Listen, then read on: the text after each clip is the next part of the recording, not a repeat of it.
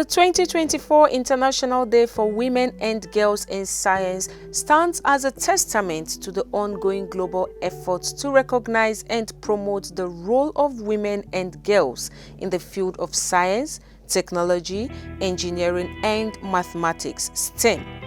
This year's theme, Women and Girls in Leadership, a new era for sustainability, underscores the crucial role that female leadership plays in advancing sustainability efforts worldwide. The International Day for Women and Girls in Science serves as a platform to address the systemic barriers that hinder the full participation of women and girls in scientific fields. Despite progress, women and girls continue to face various challenges, including limited access to education, gender bias, lack of mentorship opportunities, and societal expectations.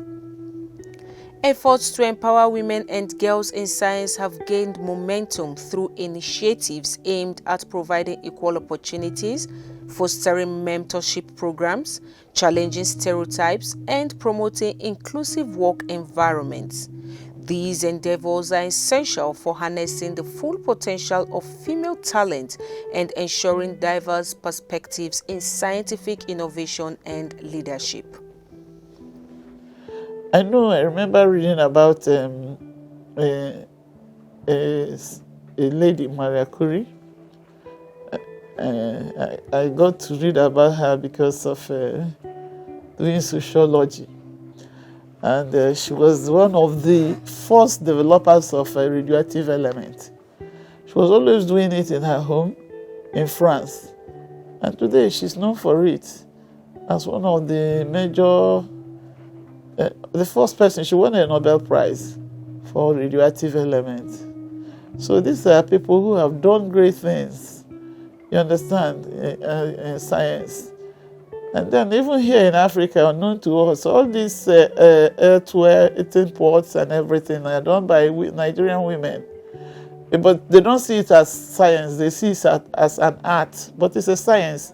The clay, the molding, everything is scientific. It's technology, basic technology.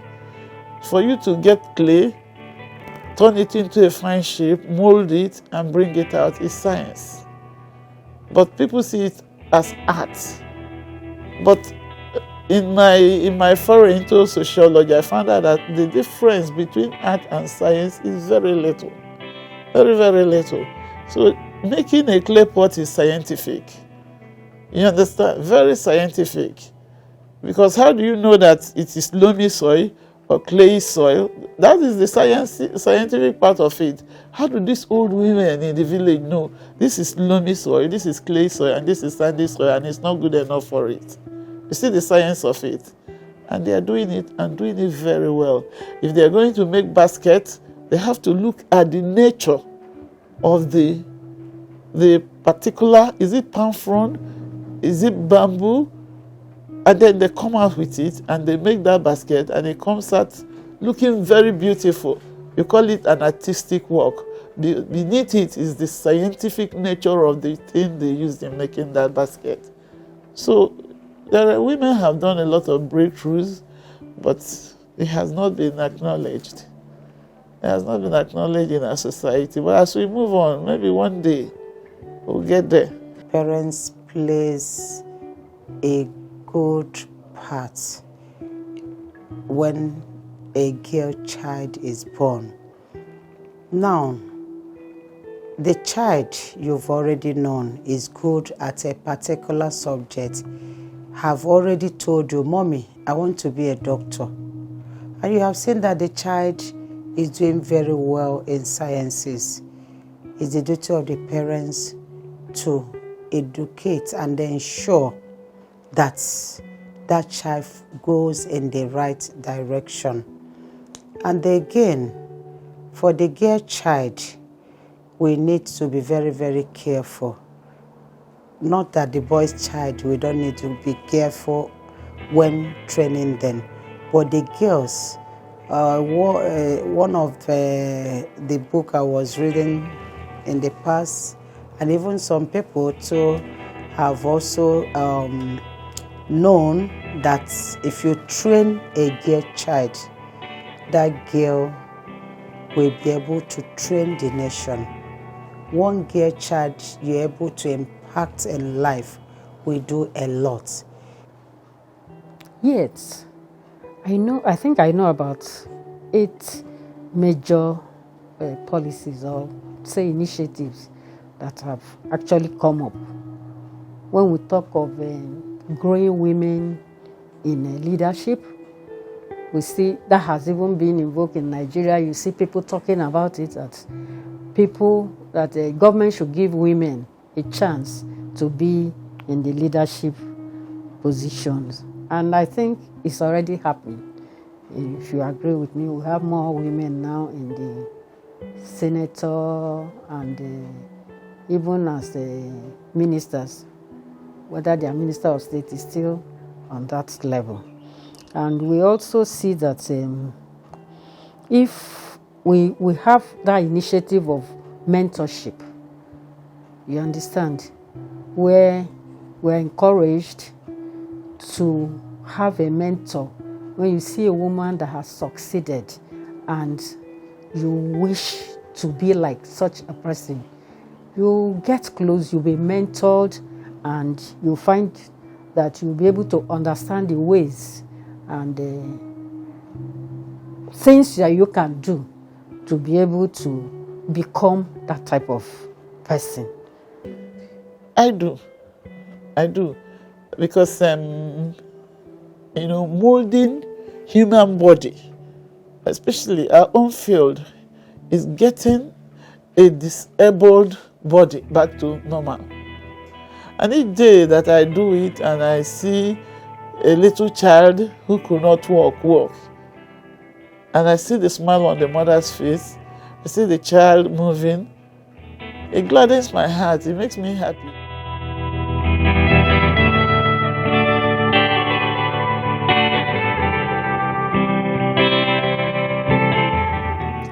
Leadership plays a pivotal role in driving sustainability initiatives and addressing pressing global challenges, including climate change, biodiversity loss, resource depletion, and environmental degradation.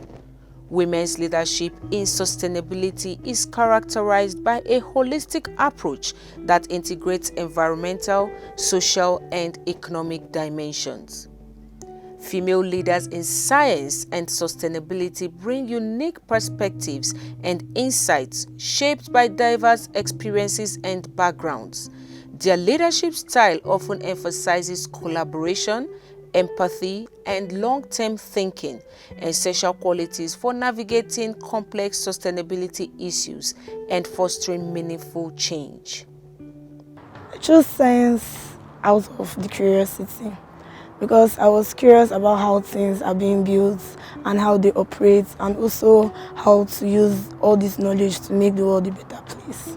The difficulties you find are mostly the calculations, but if you go through it, it will just be a breeze. I think science has really impacted my intellectual life, because now I can just sit and make some calculations in my head. I don't really need a calculator. And now science has helped me to know the reasons why some things I see daily and experience daily happen, like why I feel cool after sweating, why a ship floats, and now I try to reason, okay, why is this happening, why is that happening? And in the process of getting answers, it helps me to think critically. So science has improved my intellect. Yes, girls do, because they are exposed to multitasking at home. Some carry out 2 or more duties, and if they put that into the academics, they will do much better. The only challenge I think I've experienced is the fact that some of them have fear in what they truly can do. They have gotten that fear probably from previous years based on societal belief that the girls are of weaker sex, which is not really true. So growing up with it does not allow them to act confidently. So I would encourage parents and the society to know that academics is not based on strength, but majorly on critical reasoning and analysis to solve challenges effectively. Very, very fulfilled, especially when I see my students doing very well. The world generally has this mindset that this is a man's world.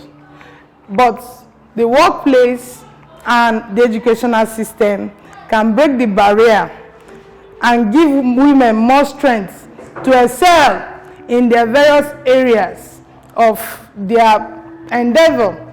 They are in various areas that they find strength in, especially in engineering. You know, many girl children have been limited to think that they won't be able to go far in things like in engineering due to the mindset that the society has deposited. But here in AGGS, we build up girls who can break that bridge, and then who can break the barricade and build up a bridge to developing girls who can face the world, who can challenge and then fit in different endeavors of their dreams. Yes, I feel fulfilled as a science teacher, especially when I see my students doing very well, especially when I see them breaking the barricade that the society stopped them or has instilled in them that they won't really get to a certain stage. Okay, I think about women and girls in sciences. I see them as people that are very intelligent and hardworking, because science requires a lot. And also I feel like these people are bold enough, like there are people who are bold enough to face the challenges that come with science. And I feel that these people, like some of them become scientists, they go as far as becoming scientists, they create new things. I feel like they should be people who are well respected in the society. I look up to them. I also want to be like them because they are really good people. Gender bias is not just bias against girls. Gender applies to males, applies to females. So gender bias is about male, females, and but then it's a multifaceted problem. And so it requires a multifaceted solution, which would include things like the kind of policy initiatives that are adopted, the kind of systemic changes that need to be implemented, all of that. And then speaking specifically, I'll mention a few of them. One would be starting with education and awareness. Some people are actually not aware that some of the things they do boil down to gender bias. And so because they're not aware, we find that they go on and they continue doing this thing. So the first thing would actually be to educate people and let them know that this is what gender bias looks like, this is what it is, and that they shouldn't indulge in it. That would be one strategy. I would say mentoring. At the school here, early this term, we organized a mentoring program that had alumni come in to interact with the other girls. We got some of them established medical doctors, civil structural engineers, so that those of them here could say, okay, she's doing that, I can do it. We even asked them to come dressed in their regalia.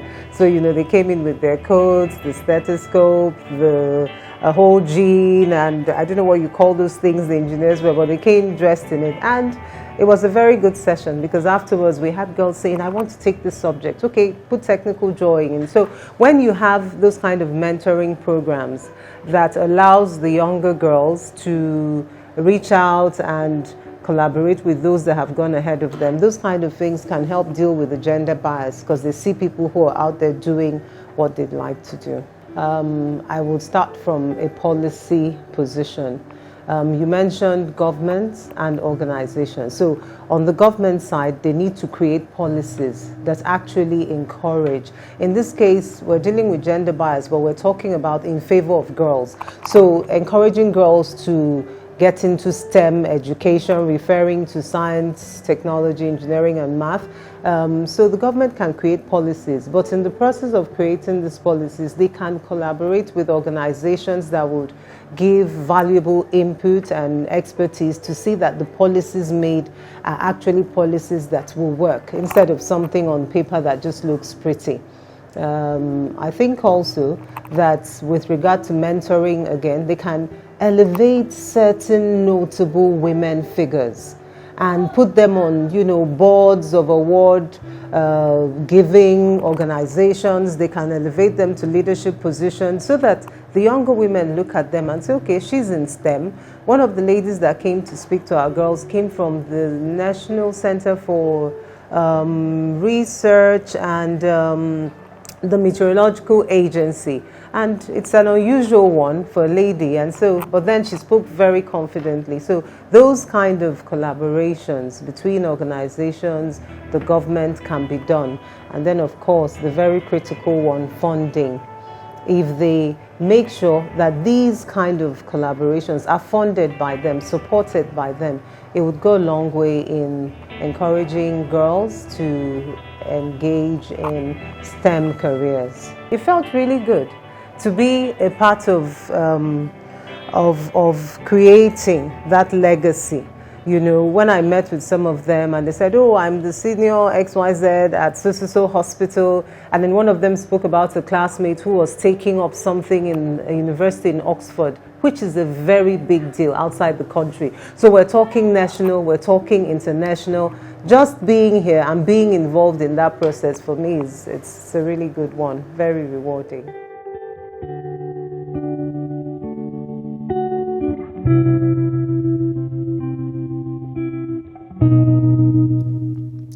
Achieving sustainability goals requires embracing diversity and fostering inclusive environments where all voices are heard and valued. By promoting diversity and inclusion in leadership positions, organizations and institutions can leverage the full spectrum of talent and expertise needed to address multifaceted sustainability challenges effectively.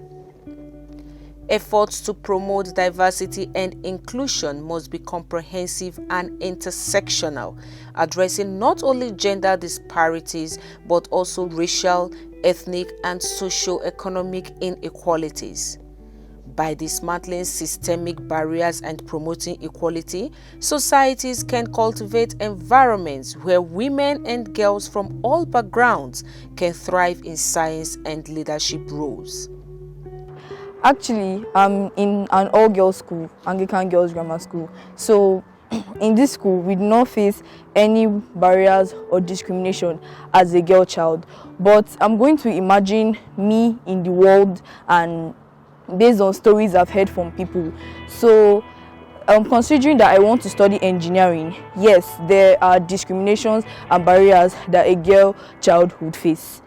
And the solution I prefer is that industries, institutions, and universities should not discriminate or give jobs based on genders, because these days the world is going digital and physical strength is not really needed in some job areas. So I prefer the solution that job giving and accepting of new individuals should be based on intellect, capacity, and ability, and the passion of the individual or employee to work. Like for example, the passion of a doctor to work in a hospital, not the fact that she's a woman or he's a man or anything like that. Or in engineering, women can come up with so many great ideas and new technologies that can help the world and humanity. So I prefer that industries, institutions, universities should not employ based on gender, but maybe intellect and capacity. Probably they are not close to their parents. Again, the parents may not be educated enough to have started impacting on the child. It's always better the parents and also the teachers as well is start impacting on the children earlier in life. We also see the initiative of supporting young women to become leaders. And you will see encouragement in encouraging women to diversify in the talents that they have discovered in themselves. Well, for now, I wouldn't say that women are backward in science, technology, and all those things, engineering and mathematics. Women are not backward because in campuses, if you go, they're almost equal ratio. The problem is that women get into marriage and then some of them drop their profession.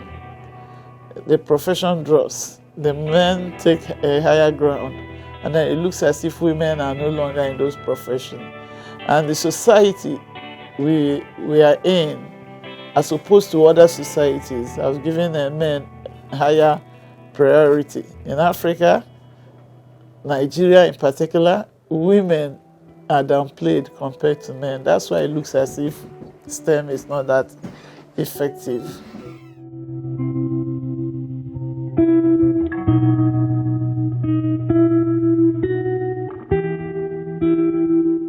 Despite progress, significant challenges persist in achieving gender equality and promoting women and girls' leadership in science and sustainability.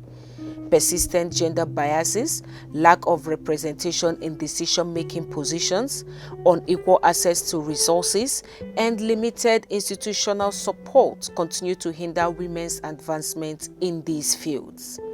However, amidst these challenges lie immense opportunities for transformative change. By investing in education, mentorship, leadership development, and supportive policies, societies can unlock the full potential of women and girls in science and pave the way for a more sustainable and inclusive future. The 2024 International Day for Women and Girls in Science serves as a call to action to harness the power of female leadership in driving sustainability efforts worldwide. By empowering women and girls in science, promoting diversity and inclusion, and fostering supportive environments, we can catalyze positive change and usher in a new era of sustainability for generations to come. As we celebrate the achievements of women and girls in science, let us recommit ourselves to building a more equitable, inclusive, and sustainability world for all.